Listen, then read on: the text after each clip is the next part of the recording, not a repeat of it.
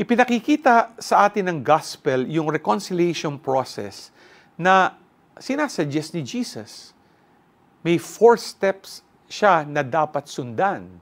Una, kausapin mo muna yung taong nagkasala sa iyo. In short, dapat may one-on-one at heart-to-heart conversation na kayong dalawa lang.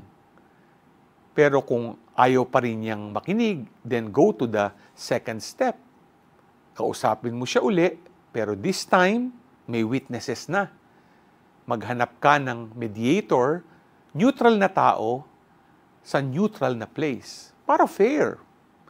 Pero kung ayaw pa rin niya, then proceed to the third step. Dalhin mo na sa church yung concern. Pwede kang humingi ng advice from priest or mga religious people. Pero kung sarado pa rin, then the last step na treat him like a Gentile or tax collector. How did Jesus treat Gentiles and tax collectors? He loved them.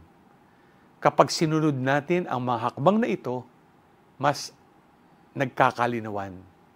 Madalas kapag kinausap natin yung nanakit sa atin, gumagaan ang pakiramdam, nababawasan ang sakit, at mas nauunawaan natin ang nangyayari sa ibang pananaw. Nagmamahal tayo kahit mahirap gawin. G ka ba?